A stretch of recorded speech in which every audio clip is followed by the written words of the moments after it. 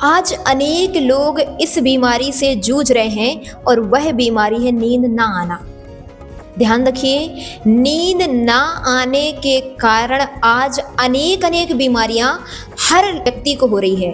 अगर आपके लिए भी नींद ना आने की बीमारी है तो अवश्य ही नींद ना आने के मुख्य दो कारण हो सकते हैं। एक तो चिंता, दूसरा चिंतन। अगर चिंतन चल रहा है तो अच्छी बात है, वह व्यक्ति निद्राजयी भी हो सकता है।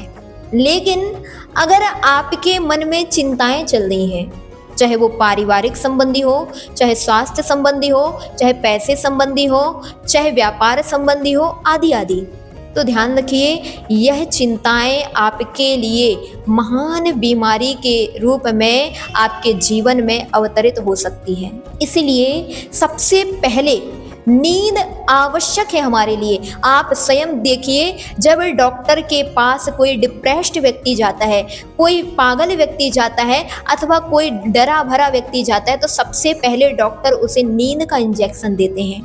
क्यों? क्योंकि नींद आने से 80% हमारे मन, शारीरिक और मानसिक शांति मिलती है। इसीलिए डॉक्टर भी यह बात मानते हैं कि बीमारियों का मुख्य कारण होता है नींद ना आना।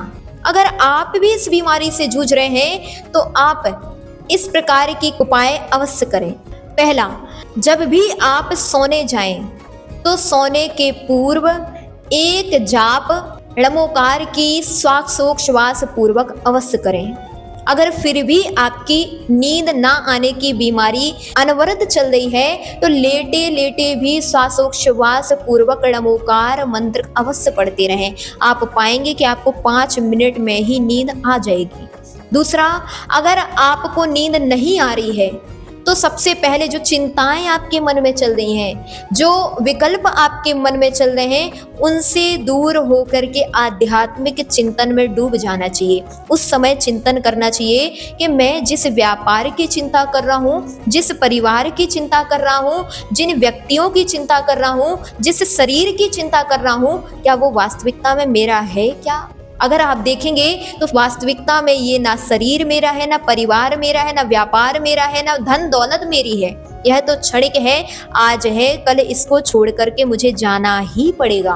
और जाना ही पड़ेगा तो सबसे पहले मैं पर की चिंता छोड़ करके मैं अपनी चिंता करूं। आचार्य महाराज लिखते हैं, आद हिदम का दब्बम जम सक्कई पर हिदम चका दब्बम, आद हिदम पर हिदादो आद हिदम सुट्टू का दब्बम। अर्थात सबसे पहले अपनी आत्मा का हित करना चाहिए, अपना हित करना चाहिए, अगर हो सके तो पर का हित करना चाहिए। और आत्महित, अपने हित और पर के हित में सबसे श्रेष्ठ यदि कोई हित है तो वह अपना हित है।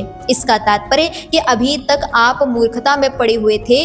अगर आप इन पर पदार्थों के चिंतन में पड़े रहे, पर पदार्थों की चिंताओं में पड़े रहे, तो ध्यान रखिए किसी का बुरा नहीं होगा, आपका स्वयं का बुरा होगा।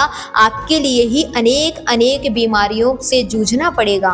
दूसरा, अनेक लोगों को नींद आने पर भी बुरे सपने आते हैं। बहुत सारे लोग उन बुरे सपनों के कारण डर जाते हैं। अगर आपको भी ये बीमारी है तो ध्यान रखिए, सबसे पहले जब भी आप सोएं तो हाथ पैर धो करके ही सोएं।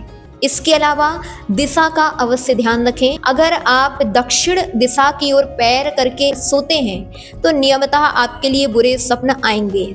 इसलिए आप जब भी सोएं तो पूर्व या उत्तर दिशा की ओर पैर करके सोएं।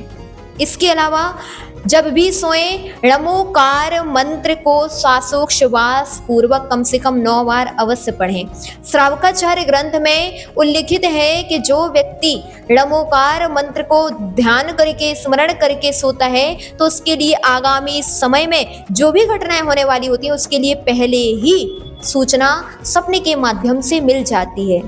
इसका तात्पर्य कि आप भी अगर ळमोकार का स्मरण करते हुए श्वासोच्छ्वास पूर्वक ळमोकार को जपते हुए अगर उसके उपरांत सोते हैं तो आपके लिए अनेक अनेक प्रकार की बीमारियों से भी बचाव होता है। और इसके अलावा आपके लिए जो आगामी समय में जो भी घटनाएं, चाहे वो शुभ हो अथवा अशुभ हो, उनका भी आपको अनुभव सपने के माध्यम से हो सकता है।